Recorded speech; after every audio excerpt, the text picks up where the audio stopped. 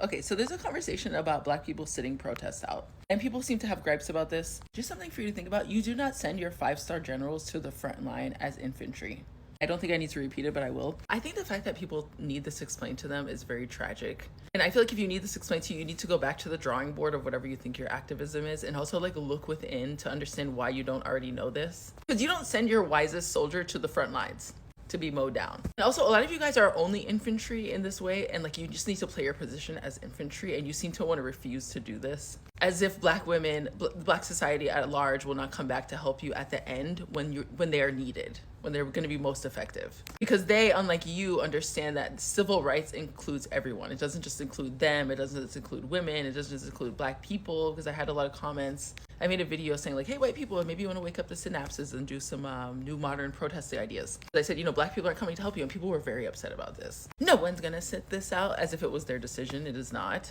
And again, as someone who looks like this and presents like this, I very much identify as Black, but I am aware that I am a half of a white woman. Anyone who's ever been thinking about like revolution or evolution in any small way understands that Black people are the 5-star generals of the society as far as revolution and evolution goes. And a lot of white people don't understand that civil rights are just rights for everyone. I had a lot of comments on the video where I was addressing white people where they were like, oh my God, we come to your Black causes. Like, there's no Black causes. We called it Black Lives Matter because it was like a funny thing to kind of say, like, hey guys, guess what? I mean, Black Lives Matter was a terrible movement in its own way, but I'm not here to discuss that. But like I said, the fact that it even had to be mentioned, like, that's the point. And then you guys still miss it years and years later. You're like, come on, get out there in the front lines with us. Susan, grow a brain cell, read a book. You do not, in fact, want your best people out front. And I'm sorry to say that, that sounds awful.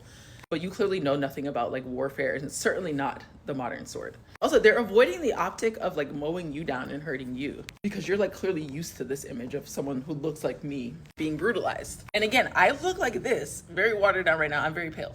That's my fault.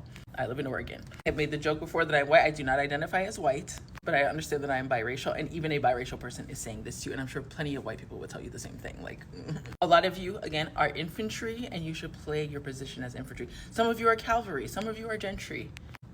You guys need to see like the order of events. Like, you don't just all just dogpile and jump in. That's not how it works. In fact, I'll leave you with this example. The Black Panther Party, Angela Davis was a very light-skinned woman, and when I first saw her, I was like, what is this? When I was very young. Malcolm X was another one. He was able to be that sort of revolutionary and say that he was a slight proponent of violence because of the way that he looked, and he was able to get away with it because of that, okay? I would also argue that any light-skinned person you see here speaking about politics, their appearance has helped them be put in front of you. Yeah, like, wake it up. Let's go. You have a lot of work to do to catch up. You need to understand, like, you're doing more than Lincoln Logs. Like, this is a strategy.